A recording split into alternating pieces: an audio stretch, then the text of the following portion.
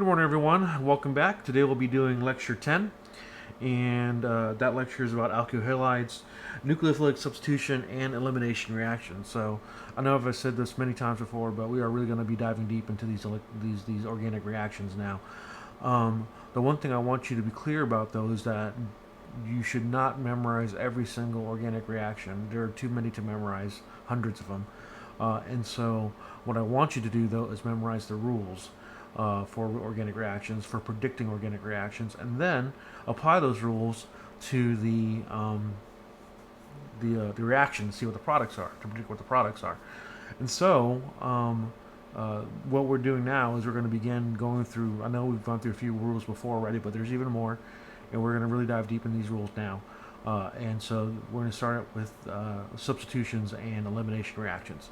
Okay, so let's go ahead and move forward here, and I'll change the thing to presentation view. There we go.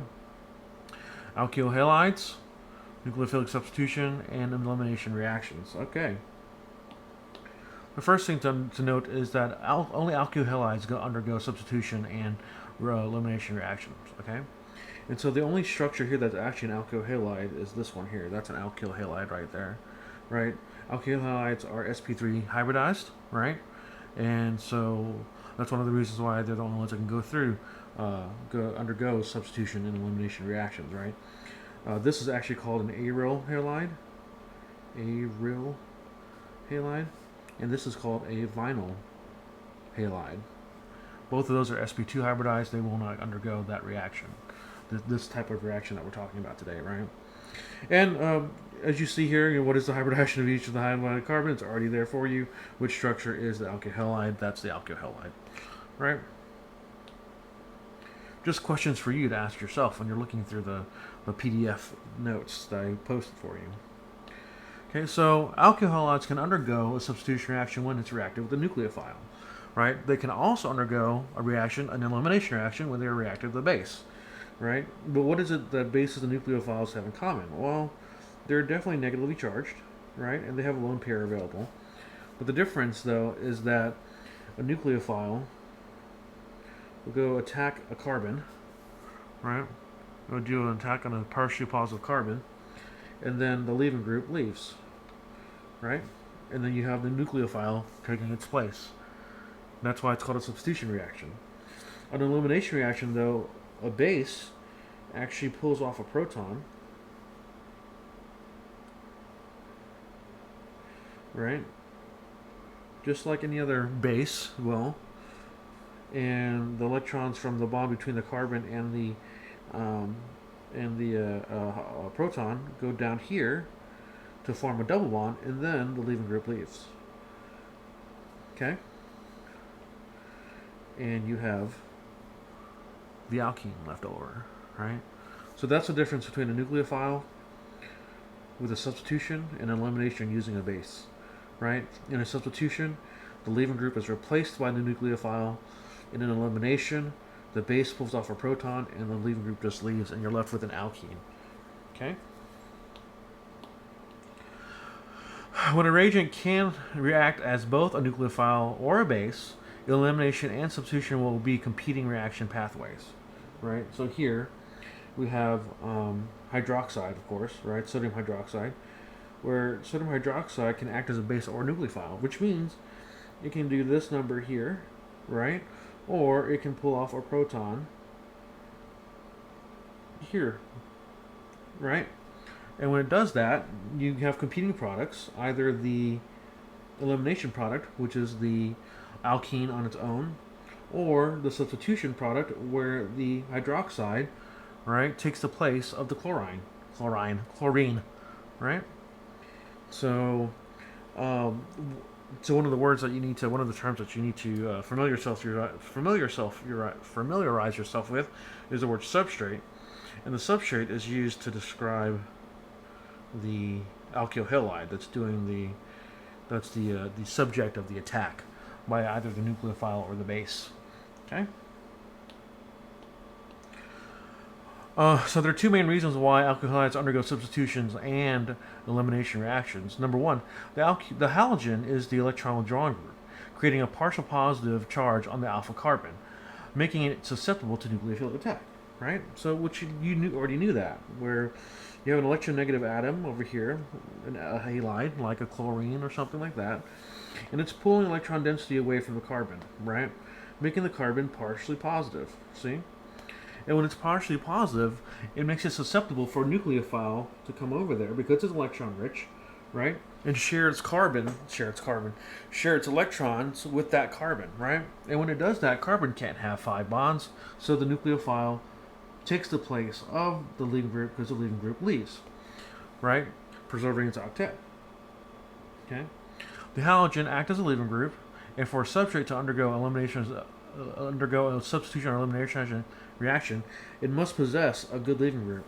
And alkyl halides, or halogens, are good leaving groups. So here is a chart that's very helpful because it shows you good leaving groups and their and conjugate bases, right? So let me say that again. Good leaving groups are conjugate bases of strong acids. Okay, so obviously you have like hydrogen iodide here, strong leaving group.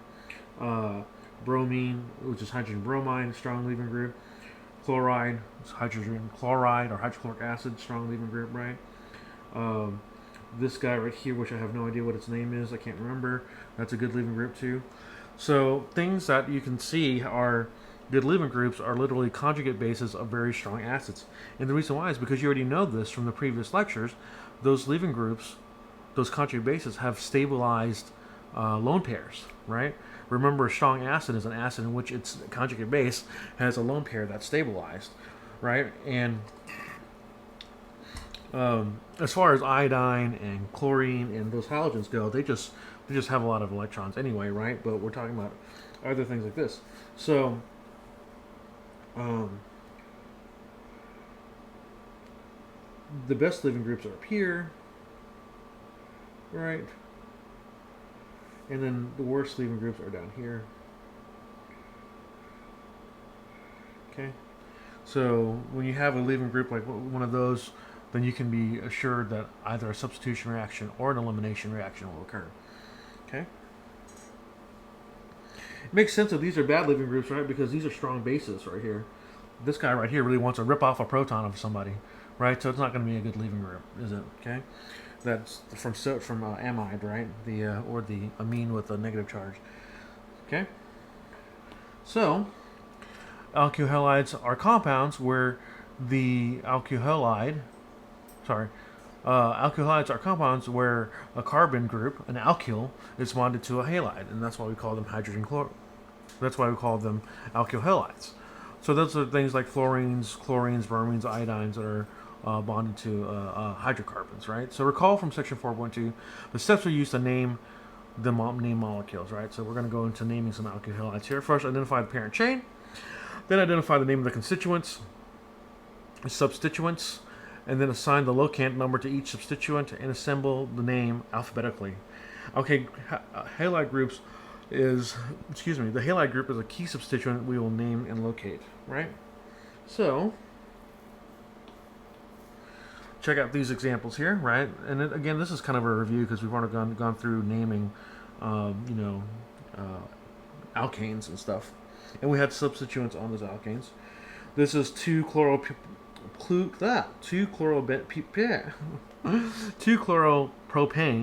okay?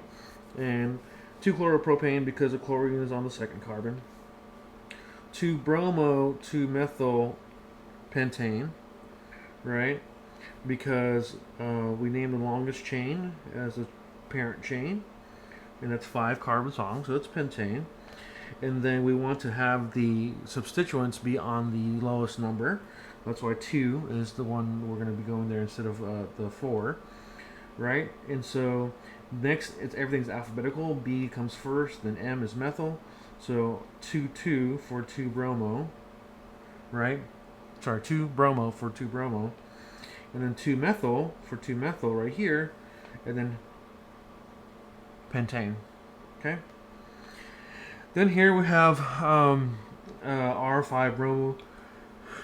Excuse me. Oh, excuse me. Here we have R5-bromo, 2,3,3-trimethylheptane. And again, we want to have the longest chain. The longest chain is the heptane going straight across. And then we want the substituents with the lowest numbers. And so on the 5, but then we have to label them alphabetically. And so bromo is first for B there, and then M there, and then M there, and M there, right? So 5-bromo, as you can see there, and then 2-methyl from there, 3,3-trimethyl, right?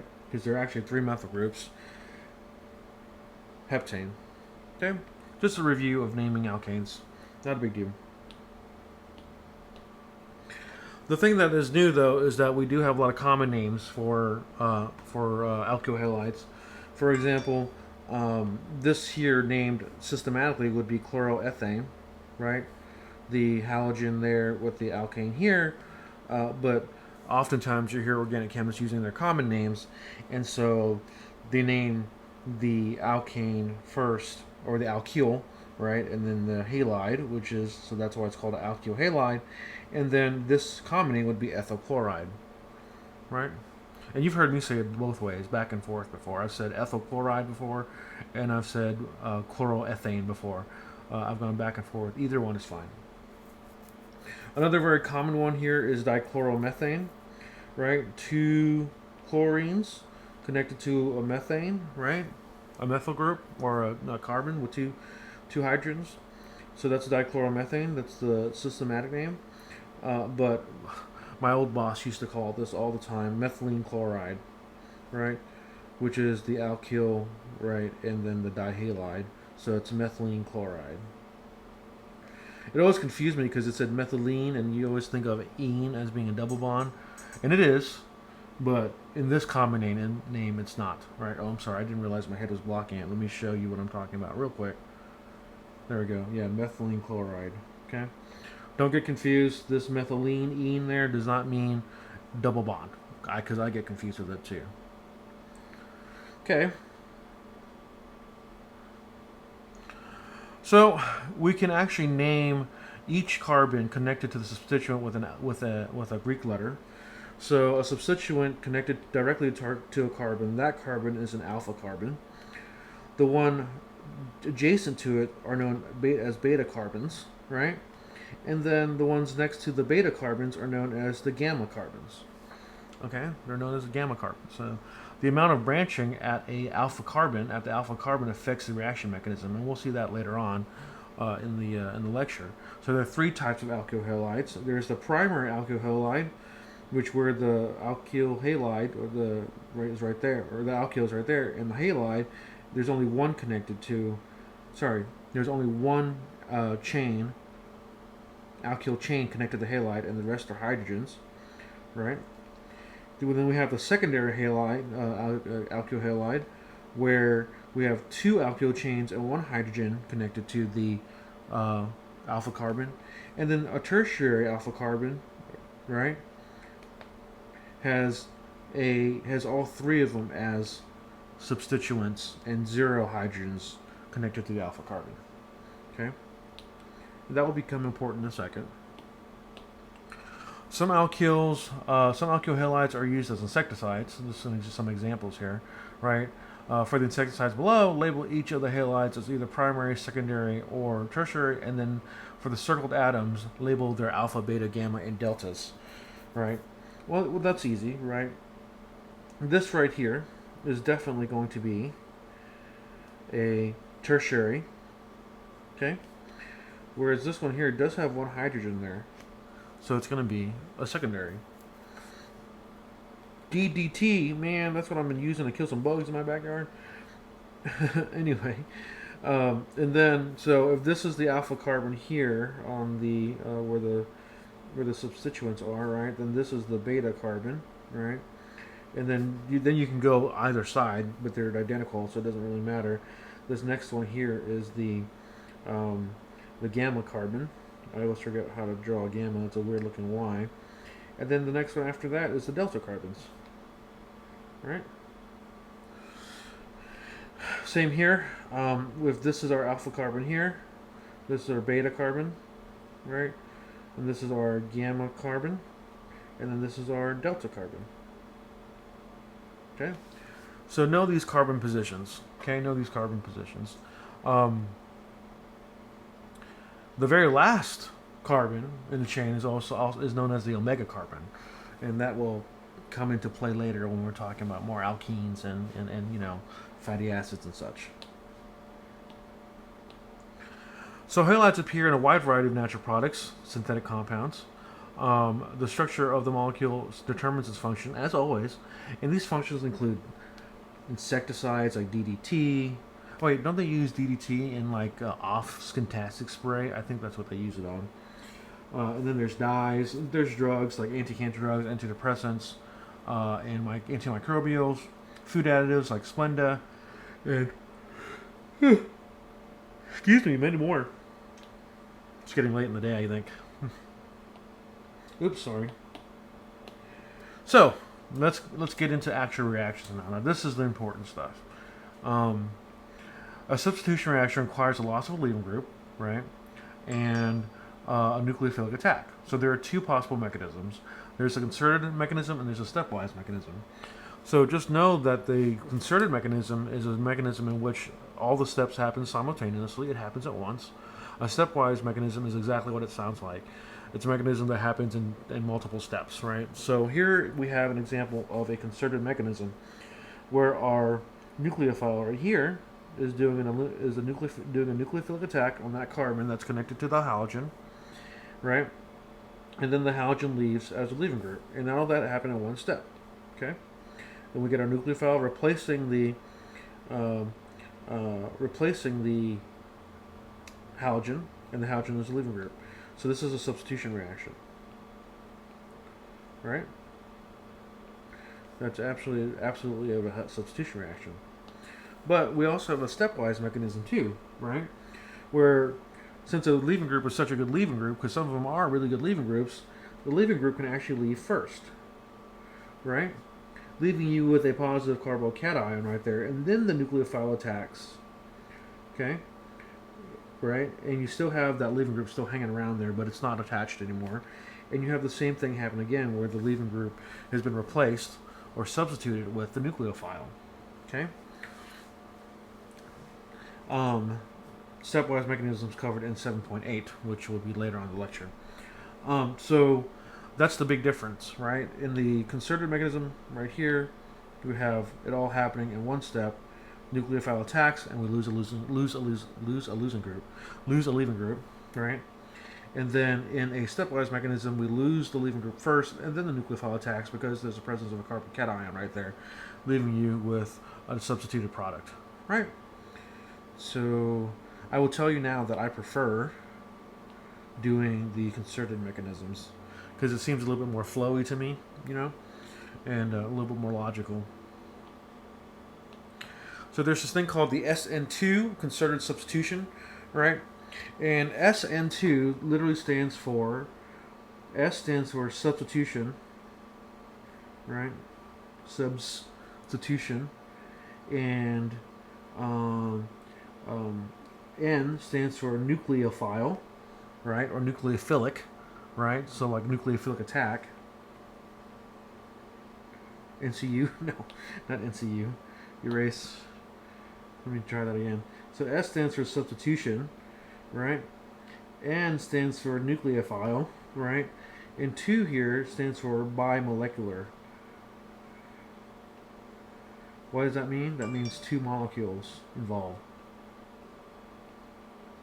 Right? 2 molecules involved. And here you can see that there's one molecule, the nucleophile, and then there's the alkyl halide, which is the thing that's being attacked and loses the leaving group and the thing that loses the leaving group. Okay. Again, same thing here. We have a concerted reaction where we do a nucleophilic attack on the carbon, and the carbon loses its leaving group, like that, and we have the nucleophile replacing the leaving group, right? So the thing about it is the reason why we have this kind of SN2 thing going on here too by molecular is, it actually relates to what the rate law is of this reaction. And you can actually write the rate law such that this here, R, right, the rate law equals K times the concentration of the alkyl halide, which is the HXR, right? And the nucleophile, which I have no idea what that nucleophile is. It could be any nucleophile, right? And studies have shown that in this kind of reaction, doubling the concentration of either the alkyl halide or the nucleophile will actually double the rate of the reaction, right? And so your exponents here are 2, right? Your exponents are a 1, so the total number of exponents is 2. So this is a second order. With respect to both of them, right? It almost looks like I wrote Oreo there. Oh man. So one of these questions here asks, how would you design a laboratory experiment to confirm this rate law, right?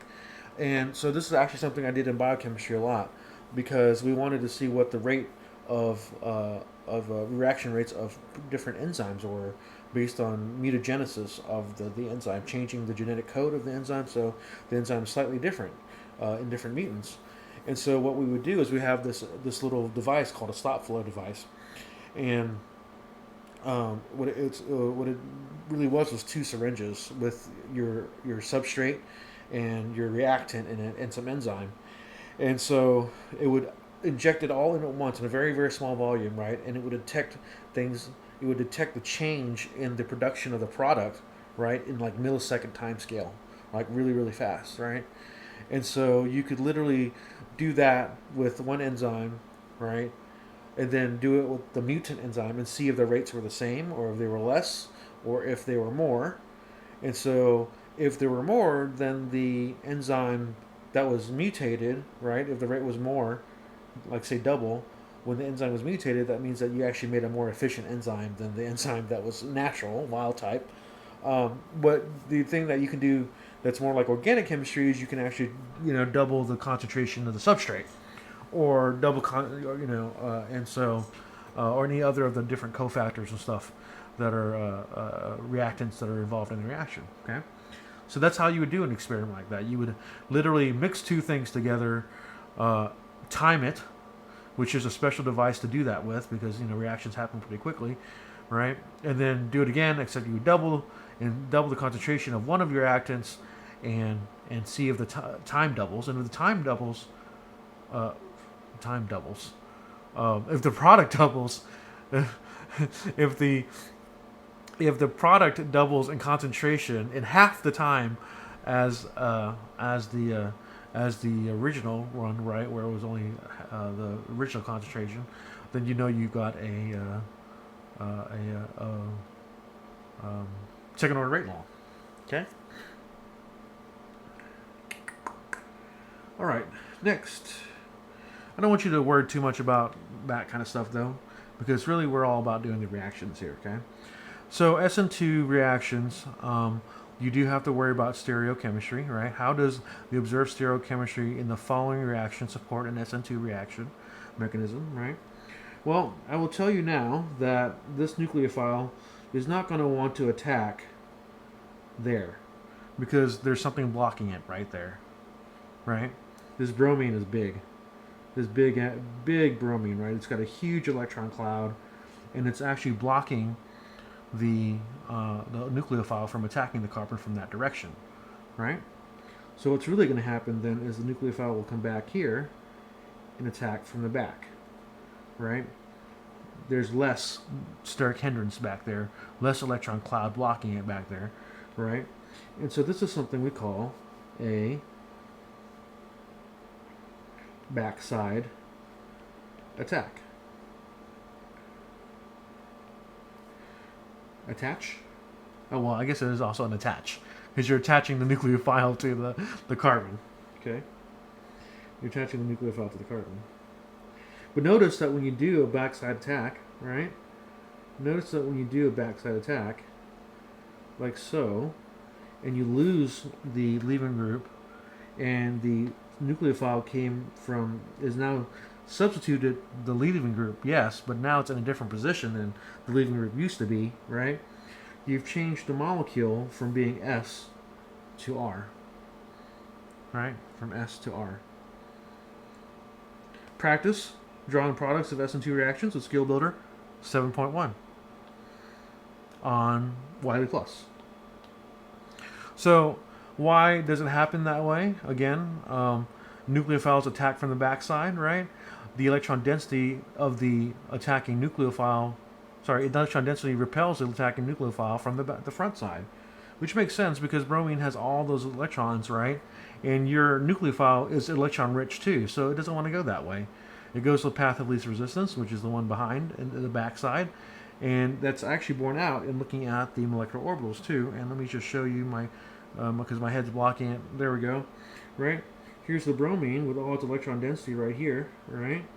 And there's a node because there's no electrons being shared. Not electrons being shared.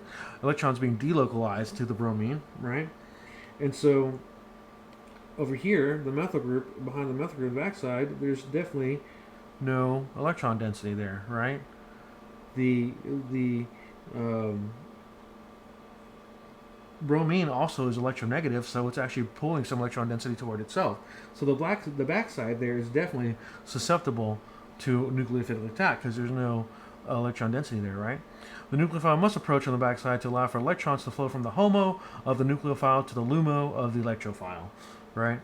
Proper orbital overlap cannot occur with a front side attack because there's a node on the front side of the LUMO, right? So no front side attack, no node, right? Or there is a node, okay? So when we do a backside attack, there's always a transition state, right? Remember transition states? It's when you have the reaction coordinate graph there, and it goes like this, like that, right? And then this energy here is your activation energy, right? Your EA. But then there's a structure up here, right? That's called the transition state, right? And the transition state has this little symbol that looks like that. That means transition state, okay? Remember, if you have multiple reaction, like multiple steps, then this down here is called the intermediate, right? But the peaks are always called transition states. So draw the transition state of the following reaction, which explains why an SN2 reaction proceeds with inversion of configuration, right? An inversion of configuration meaning it went from R to S, right? So here, as I showed before, as I drew before, the sulfide ion there is not sulfide, sulfhydryl thiol, there we go, is attacking from the backside. And so what we would have here is HS dot dot dot dot dot, and the carbon, and then dot dot dot dot, and the R group, not the R group, sorry, the bromine, right? And then we have the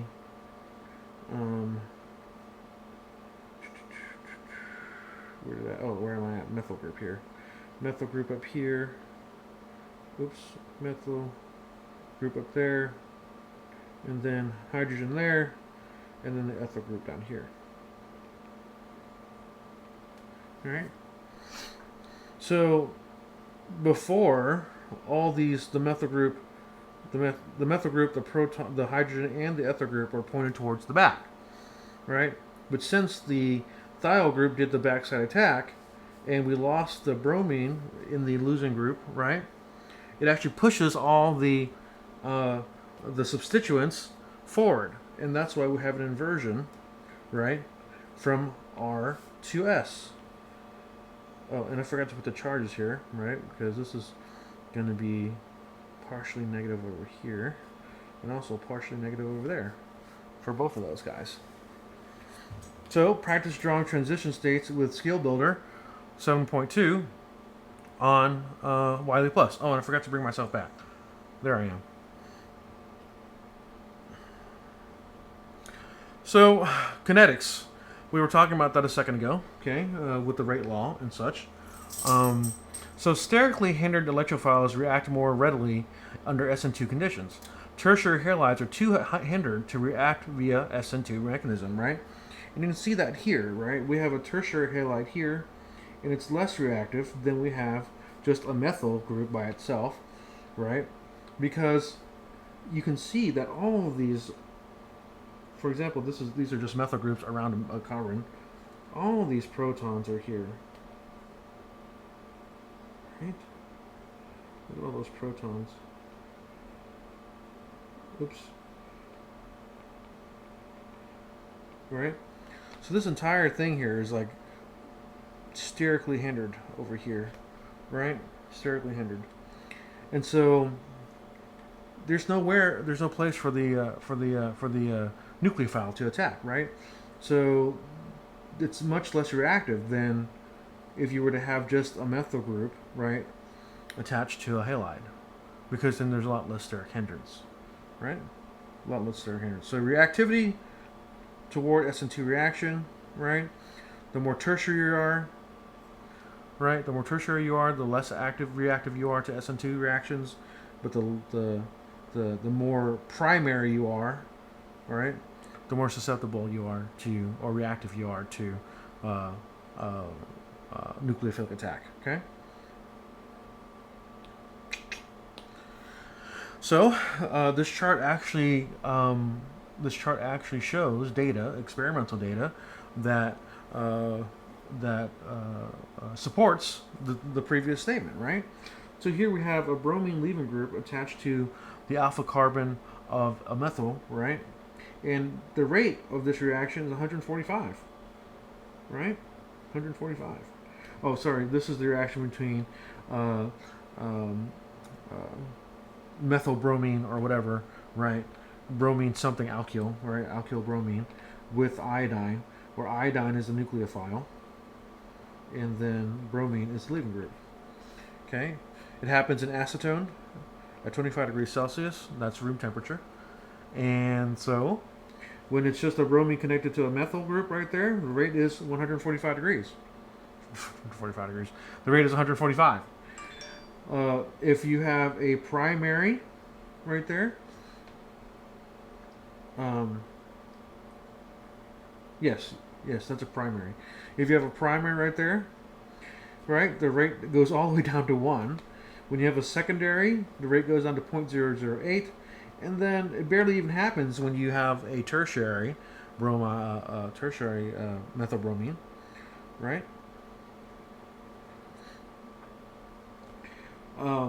Same goes here. Okay, so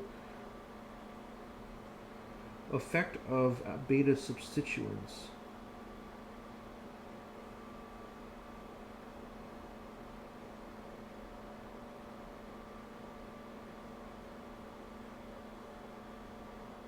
Oh, I see. I was trying to figure out what this side meant. It turns out, though, that if you have a beta substituent here, right, the rate is 1. But if you have a beta substituent, sorry, if you have no beta substituents, the rate is 1, right? If you have 2 beta substituents, you have 1. Erase all of that I just said. Let me say that all again. If you have no beta substituents at all, meaning that there are only protons connected here, right, the rate is 1. But if you have a methyl group or another substituent connected to the beta substituent, meaning beta carbon, right, the rate goes down to 0.8. If it turns out that there's a secondary carbon as the beta substituent, it goes down all the way to 0.04. And then if you have a tertiary substituent or tertiary carbon on the beta as the beta carbon, then it goes down to 0.00001, right? So not only does the chart show that when the alpha carbon has substituents, the rate goes down, but even when the beta carbon has substituents, the rates go down. Sorry for having a brain fart there. I was like, what is that side talking about? But that's what that side is talking about, the beta side. Okay? So, what feature of the diagram is relevant to rationalizing the rate of the reaction? Well, we already know that the rate of the reaction is based on the activation energy, right? And then what feature of the what feature is relevant to the rationalization of the thermodynamic reaction? Well, the thermodynamic reaction happens to be what what the potential energy of the product is going to be, right? What the potential energy of the product is going to be.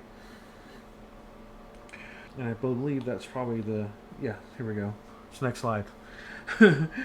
Which of the following will have the fastest reaction rate, right? Well, if you have a methyl substrate, right, with the leaving group, okay, nucleophilic attack, the activation energy is actually very low. It happens pretty quickly. Now you have a primary substrate, right? One methyl group attached there, right? Then the activation energy actually increases a little bit, right? But dang, just moving up to secondary here, right, where there's two substituents in addition to the leaving group on the alpha carbon, right? I mean, that activation energy just skyrockets, right? It makes it it's very difficult, right, to do that reaction. On the tertiary, though, right, where there's three methyl groups attached to the alpha carbon, along with the leaving group, I mean, that is just too slow to even measure, okay? Too slow to even measure.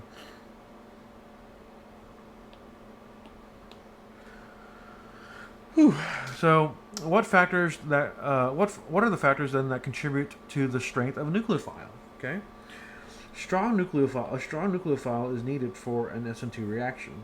Okay, the stronger the nucleophile, the faster the reaction. The weaker the nucleophile, the slower the reaction. Right. So here, your fast reaction is happening with hydroxide here. Right, hydroxide is your strong nucleophile, which makes sense. Right, it has extra electrons in it. It has an extra lone pair, right, and it's negatively charged, whereas the weak nucleophile water only has 2 lone pairs, no negative charge, and it's much slower. Excuse me. So, just to make things easier on you, here's a list of strong and weak nucleophiles, and notice that water and alcohol are both weak nucleophiles, but every one of the strong nucleophiles has an extra pair of electrons and negative charges. Okay? So you should be able to determine if a nucleophile is strong or weak, right? Which of the following nucleophiles above would prefer an SN2 reaction, right? In general, anions are strong nucleophiles. Polarizable atoms are good nucleophiles, and the solvent affects the nucleophilicity of the nucleophile. So depending on what solvent you're in, right, it will affect how strong the nucleophile is.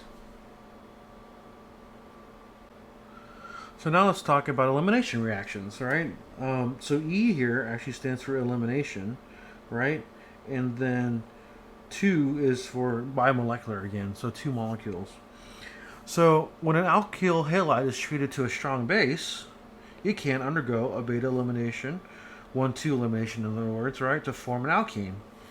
And so in this case, what's going to happen here, right, is that we will do a nucleophilic attack. Sorry, not nucleophilic attack. We'll do some acid-base chemistry, pull off this proton right here, and when we pull off this proton, a double bond forms, right, and the leaving group leaves. Okay, and that's why we get this alkene right here. That's why we get this alkene. And then the base has been protonated and a leaving group goes, right? Again, you saw the group of leaving groups back then in a previous slide, right? And did we see it? Yes, we did. We did see a chart of leaving groups, right? The iodide strongly leaving group, the bromine, chlorine, good strong leaving group. I can't remember what that one big one was called, but that's okay. You can look it up in yourself. And then so a strong base will react with in a concerted mechanism called an E2 elimination reaction, which is exactly what I just drew up here. This right here is exactly what I just drew up here. Okay?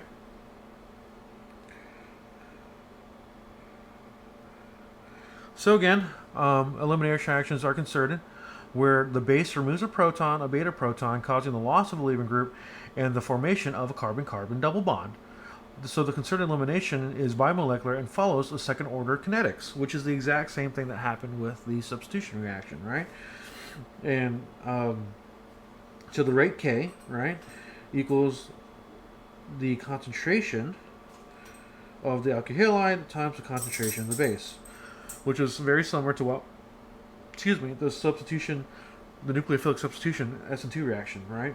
The only difference here is that, what is the difference between, in what ways are the E2 and the SN2 similar? Well, they're both going to be bimolecular. They're both going to be second order, right? And then the difference, though, is that in one, you replace the leaving group with a nucleophile, but in the other, you actually eliminate the leaving group completely. No substitution happens, and you have an alkene formed, right? So, consider a strong reagent, right? The strong base, sodium hydroxide, which is a strong nucleophile and also a strong base, right? And so hydroxide is interesting because it can actually be a strong nucleophile in an SN2 reaction, and it can also be a very strong base in an E2 reaction, right? So then the problem then is you ask yourself, will it perform as a substitution or will it perform as an elimination? Well, when hydroxide tries to perform as a nucleophile, right, to do this nucleophilic attack back here, right, from the backside, it's being sterically hindered right now, right? It's being sterically hindered. So this doesn't happen, right? But this doesn't happen on a tertiary substrate, right? Whereas hydroxide will act as a base much more simply because all it has to do is pull a proton off of one of those methyl groups, right? Off of one of those methyl groups on the tertiary substrate, and then that bond comes down here, and the leaving group leaves. So in this case, if it is if the substrate is sterically hindered, an elimination to E2 will occur, right? So that's how you know whether or not a hydroxide will act as a nucleophile or a base. And of course, it's because of steric hindrance, right? Because of steric hindrance, right? Cis isomers are generally less stable than trans isomers. I mean, we already knew that, right? I don't think we've ever seen the picture drawn like this, though, right? You see how close these hydrogens are right here, right? Whereas here, the hydrogens are all staggered and across from each other, nice and giving everybody much needed room. So the difference in stability can be quantified by comparing the heats of combustion, right? Oh my God, heats of combustion again, the bane of my existence. And you can see here, back.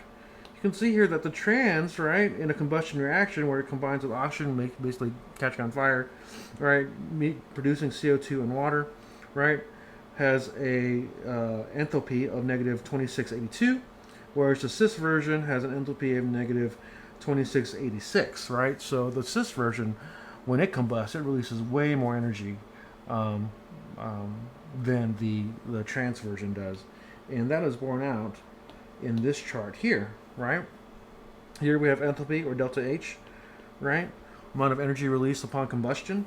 And notice here, the trans version here, right, is much less energy released after a combustion reaction than a cis one, right? There's a 4 kilojoule per mole difference in the release in energy from a trans versus cis alkene. So other things that can stabilize alkenes, right, is hyperconjugation. If you remember hyperconjugation, from the previous previous lecture, right? Substituents will have sp hybridized orbitals that will slightly overlap with empty p orbitals, right? And that will stabilize, right? Sorry, let me say that again. sp hybridized orbitals, right, from substituents like a methyl group will stabilize p orbitals, right, by sharing its electron density, right? So you can see here, the more substituted you get, right, the more stability you have, right? The more stability you have, okay? More alkyl groups means more stable alkene, right? Makes a lot of sense. Practice with conceptual checkpoint 7.1 on Wiley Plus. So cyclic alkenes, right? So it turns out that less than 7 carbons in a ring, only cis alkenes are stable, right?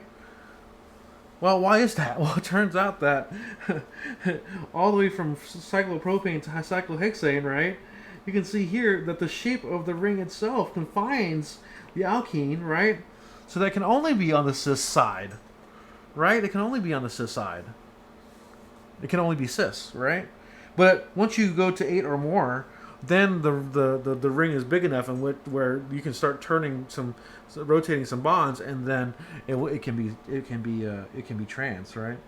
So the so the convenient thing about this is that you don't have to actually indicate whether a cycloalkene is cis or trans unless the ring has 8 or more carbons, right? The other thing to notice too is that bridge cycloalkanes, right? The same rule applies to them, and this is Brett's rule. And Brett's rule says Brett's rule is that you can't have a double bond connected to a bridging carbon, because again, a bridging carbon, when you have the 3 bonds connected to the carbon, right? There's no way that a double bond can be in there too, because it's like completely sterically hindered, right? It's confined to that shape of the bridging carbon. I'm sure that there's a picture of this later. Here it is, right? Here's Brett's compound, or Brett's rule, right? And in Brett's rule, you can't have a double bond right there next to this bridging carbon, right? Can't have a double bond there. Can't have a double bond, right? But then over here we have one that's more than 8 carbons, and then you can finally go trans with it, okay? And it's a little bit more stable, okay? Let's read some stuff here. The bridgehead carbon cannot have a trans pi bond unless one of the rings has at least 8 carbons, which I just said that. Otherwise, the geometry of the bridgehead prevents the parallel overlap of the orbitals, the p orbitals. Whew. It says to try building these, with your molecular model kits. I recommend that if you have them. Oops, I think I just skipped one. There we go. All right, so in elimination reactions, right, we have to deal with this thing called regioselectivity. And let's see here. Yes. It is common for the substrate to have more than one beta carbon that can be deprotonated by a strong base, right? And so in an E2 elimination, it can result in more than one alkene product. And so in this particular reaction, our base right here is ethoxide. Right, it's ethoxide, and ethoxide, it's pretty straight on, right? It's literally like this thing, or it looks like this if you were to draw it out, right? Ethyl group connected to an oxide. Okay, so it's pretty streamlined, and in an elimination reaction, remember, it acts as a base, right? It acts as a base. And so it can do this bad boy here, right? Where the proton is pulled off, the bond from the proton comes down, and then the leaving group leaves, right? Or it can come over here, pull off one of those protons, right? Bond comes down, and the leaving group leaves, okay? So if it was the first reaction, the one I drew over here, right, where it pulls off the hydrogen from the proton from the CH2, you get this product here, known as the ZZEV product, right? But if you pull off the proton from over here, on this side where the methyl group is, you get the Hoffman product, okay? You get the Hoffman product. The ZZEV product, though, is definitely going to be the major product here, right? That's 71% of it will be the 71% of the product will be ZZEV and not the 29% that is Hoffman product, right? And the reason why that is because ethoxide in itself is a very streamlined base, right? It doesn't have a lot of stuff attached to it. So it can actually, it can actually, snake itself in and pull off this proton real easily, right? Real easily, okay? So when ethoxide is used as a strong base, 2-methyl-2-butane gives 2 E2 products, with the more stable alkene being the ZZEV product, right? Produced as a major product, while the less substituted alkene Hoffman product, right? So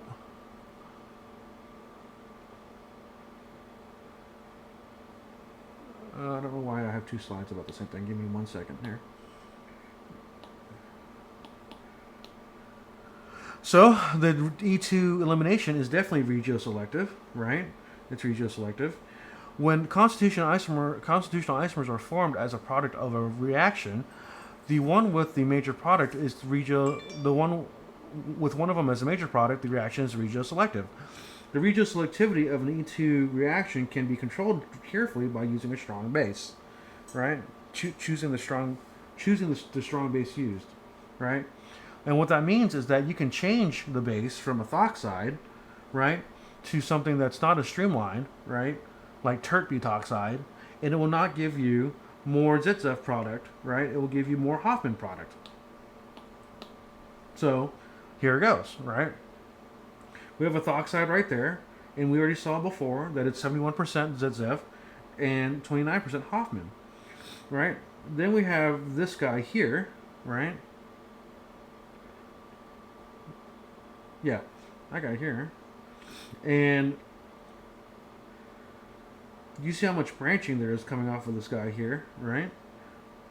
And now you only have 28% ZZEV and 72%, and then you have more Hoffman product, which is 72%, right? Ethoxide is way more streamlined than the second one right here, okay?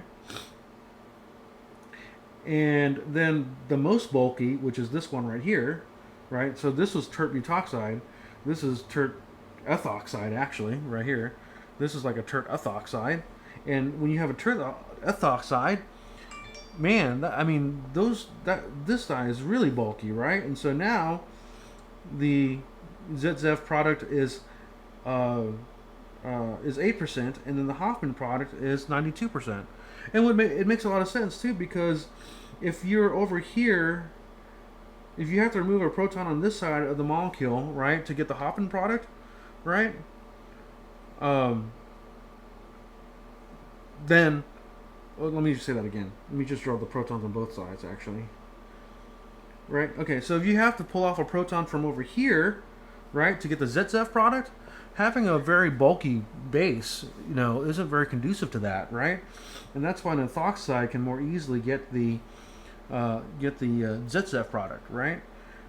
But the more bulky you get, the harder it is, right? The more sterically hindered you are to get that proton, and that's why more of the Hoffman product is produced when pulling off that proton using the more bulky bases, right?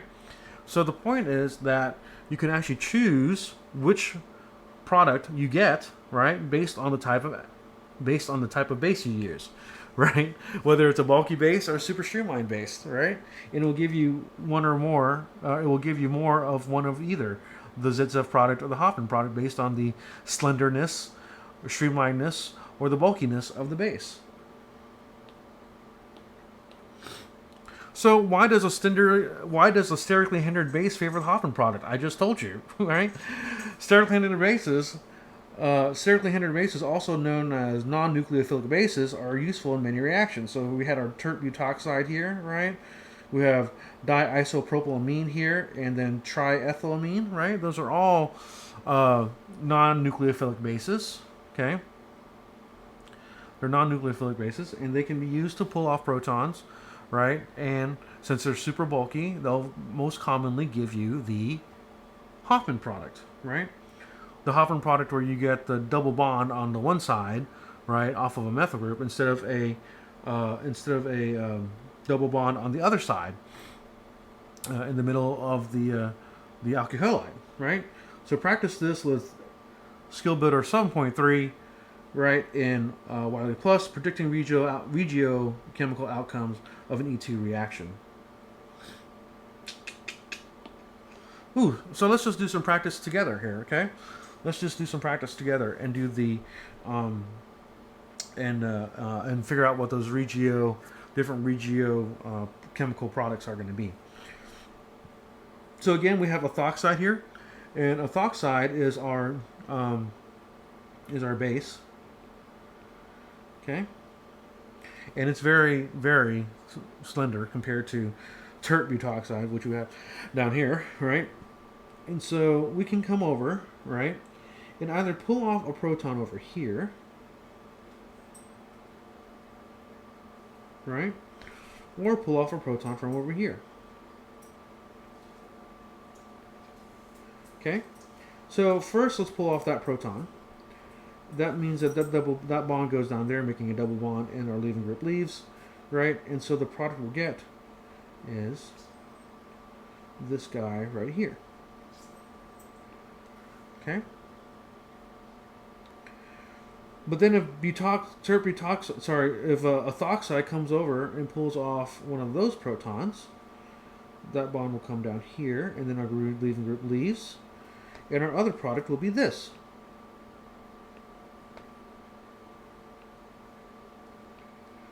All right, that will be our other product. Okay. Those are going to be it. Since this is ethoxide and a very slender base, very streamlined base, right? We know that the major product will be this one, which is the ZZEV product, which I have no idea how to spell ZZEV, so we'll just spell it out phonetically. ZZEV, okay? And then Hoffman's much easier, but I'll probably spell that wrong too. Right? And that's the Hoffman product, okay? And the major product will be the one that's asterisked right there, which is ZZEV, right? And then the Hoffman will be the minor product. Again, now we have another base here, hydroxide, which is another very streamlined base, super streamlined, okay? And we have two options on what protons to take. We can either take these protons here, or you can take these protons up here.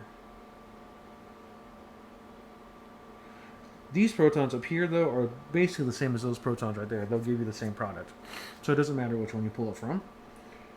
So let's go ahead and get that one first, the one that will produce the ZZEV product. We'll pull off that proton there, and then that bond goes to make the double bond here, and then our leaving group leaves, and we get this product. All right. Or we can pull off this proton over here, and then the double bond comes down, and then the leaving group leaves, and we get this product here.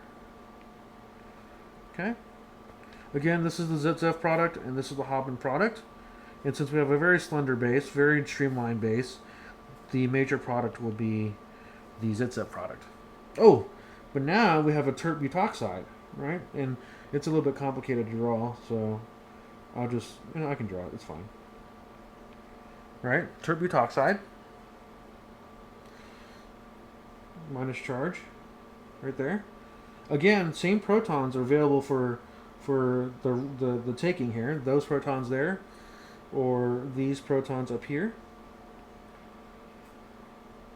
We'll pull off that proton, right, and we get the same product here again.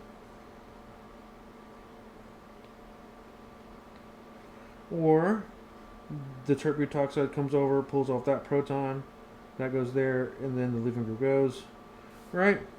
And we'll get this product again. Both are still the same name. One is the ZZEV, one is the Hoffman product, right? But this time the Hoffman product will be the major product because the tert butoxide is a bulky base. It's not a streamlined base like the other two. Good stuff. Good stuff.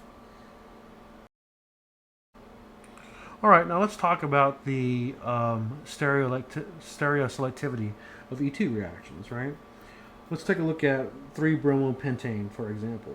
Okay, when this reaction occurs with the ethoxide, right, as um, the base, you can pull off the protons from here. And when it pulls off one of those protons, right, you get a major product here that is trans, and you get a minor product here that is cis. Right? So the question is, how do we know that the major product is going to be the trans one, right? Because we do know that is stereoselective, right? So which one is it going to be, the trans or the cis? But we know that it's the trans. Why? Well, we can figure that out by looking at this energy diagram and using the Hammond postulate, right? Because the first thing you notice here is that the trans version has an energy of activation that's far less than that of the cis version. But then also, the trans version's product has a closer energy to the energy of the transition state up here, right, than does the cis version to its transition state up here. So both of those things together indicate then that in this particular reaction, the major product will be the trans version, right? So that's just an example then of how an E2 reaction can be stereoselective. So let's take that a step further and talk about stereospecificity of E2s, right? We'll talk about let's talk about the dehydrohalogenation of this alkyl halide down here, right? Where it's this proton that we're going to be pulling off with the base, right? There's only one beta hydrogen to be removed for this E2 elimination to occur. Okay? So again, we have ethoxide as our base. Right? And it's going to come over, pull off that proton. That proton comes down like this, and then the leaving group leaves. Right? The leaving group leaves. So the thing to note here, though, is that only this product is produced, right? And this isomer is not formed at all, right? You might think, or you might imagine, that it would be possible to have both the E and Z alkene products, right? But only E is formed. And the reason why the only E is formed is because the proton we're pulling right here, right, is in the same plane as the bromine, making it coplanar, right? Making it coplanar. And so when that bromine leaves, right, we're left with the phenyl group at the top here, the methyl group at the bottom here, right? And then the hydrogen here, and then the tert butyl there, right? Tert butyl there. So in essence, what happens is this hydrogen that I was pointing out right here, right? This hydrogen that was pointing out at us, right, just goes up and takes the place of where the bromine is, making it flat. So here's oh, dang. Again, I've already discussed this, but let's just, read it through it, right? To rationalize the stereospecificity of each of the reaction, consider the transition state for the reaction, right? The transition state, the CH and the BR bonds, the CBR bonds, that are breaking must be rotated, right, so that they're the same plane as the pi bond that is forming, right? Because remember, when we take this proton off and that bond comes there, it's forming a pi bond, right? So it all has to be in the same plane. So in other words, right, these four atoms shown in red must lie in the same plane, and then that means then that the beta hydrogen in the leaving group must be coplanar, right? They must be coplanar.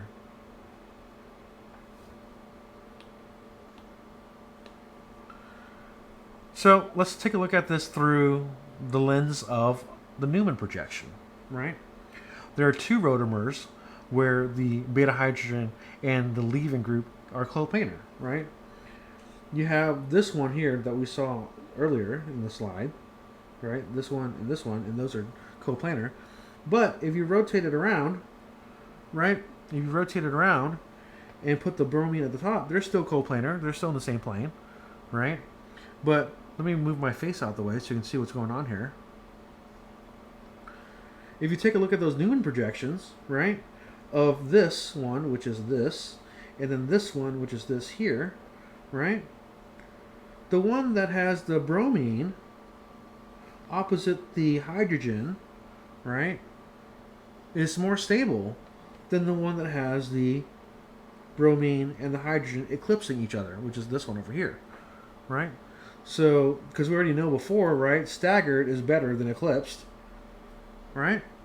So in this case, the anticoplanar, right, anticoplanar will result in the E product, right? The E product from the previous slide, okay?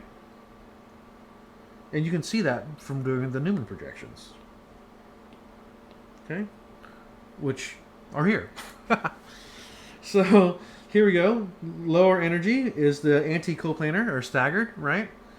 And then higher energy here is the syncoplanar or eclipsed, right?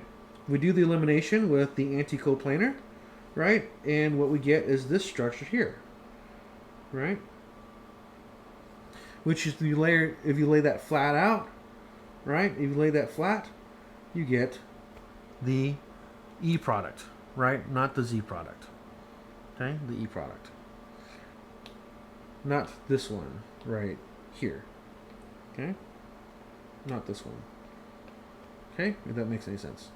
We make the E product.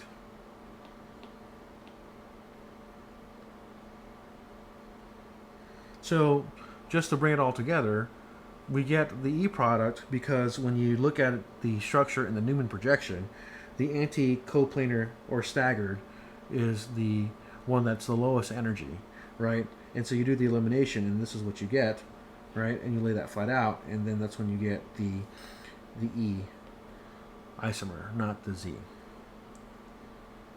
Oh, I'm all off base here because I forgot to bring myself back. Here we go. So, just as a quick thing here, you know, the evidence suggests that a strict 180 degrees is not necessary for E2 mechanisms. In fact, it can be anywhere between 175 and 179 degrees, right, as far as being opposite of each other.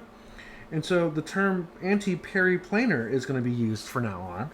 And the reason why is because it's not exactly 180 degrees, which is coplanar, but peri actually is Greek for around, right?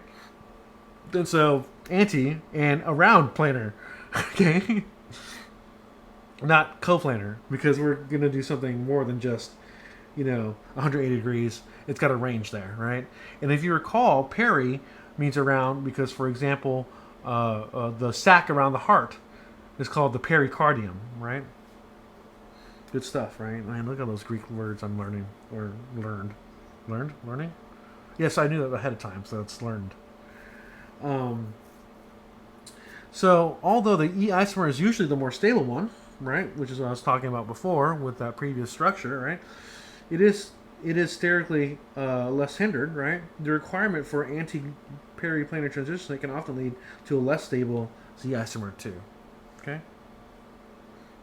But just remember the generalities here, which is the usually for the E isomer. So, specificity now, stereospecificity.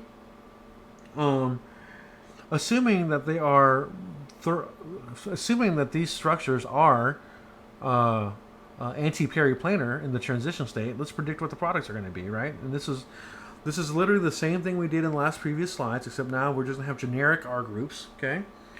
And here we have then, if this proton right here is being pulled by a base, right? And it comes down, and that goes, right? The bromine goes, leaves as a bromide, leaving group, okay? What we're going to get then is a structure in which R1 and R1 are on both the same side, and R2 and R2 are on the same side, right? Because R1 and R1 are coplanar right here. Okay? Whereas here, if we pull off this proton, form that double bond right here, and then the bromine leaves, R1 and R2 are actually not coplanar. And R1 and R1 are not coplanar, and R2 and R2 are not coplanar. So what we're going to get is this structure here, where R1 is on the same side as R2, and R2 is on the same side of R1. Right? Let me show you real quick. There you go. See? R1. Cool.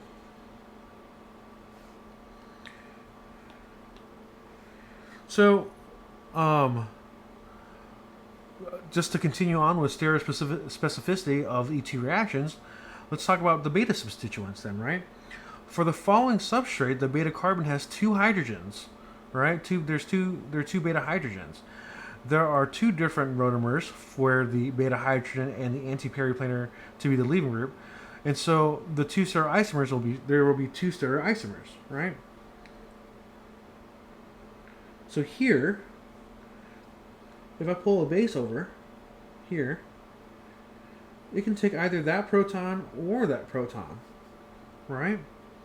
And so that's why there's one of these protons is in the same plane as the bromine, right? And the other proton is in the same plane as the R. Okay?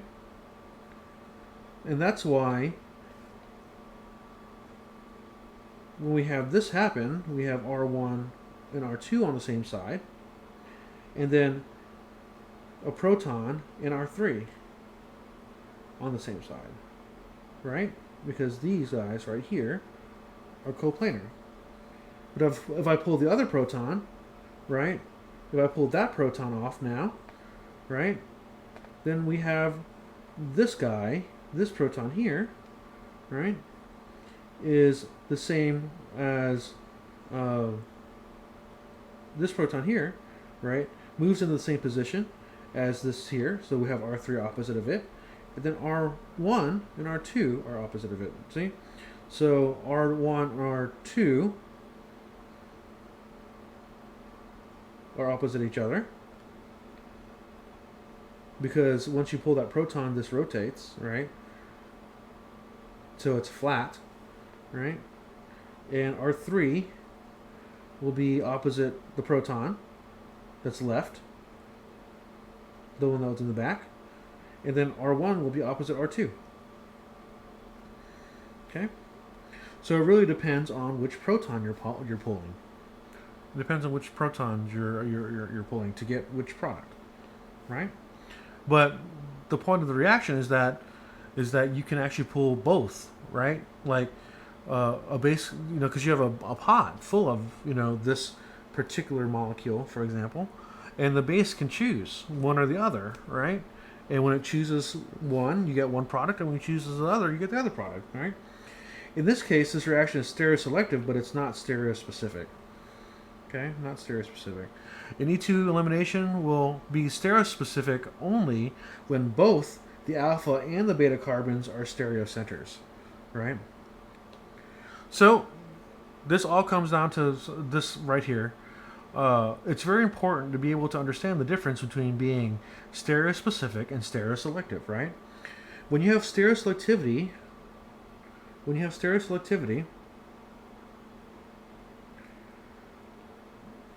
the reaction can produce a major product and a minor product, right? But when you have a stereospecific reaction, it will only produce one product, right? It will only produce one product. Just to read what it says at the bottom, just to reiterate myself. In a stereospecific reaction, the substrate is an stereoisomer, right? And results in one stereoisomer as the product, right? And then in stereoselective reactions, the substrate can produce two stereoisomers as a product, where one is the major product and one is the minor product. Okay.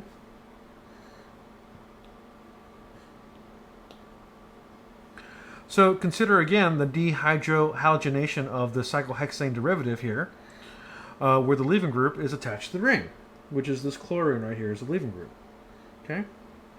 Given the anti-periplanar requirement, right, an E2 elimination can only occur when the leaving group is in the axial position, right? Which makes sense because the leaving group here is in the axial position there, and it's periplanar with the proton that's being excuse me, that's being removed by the base.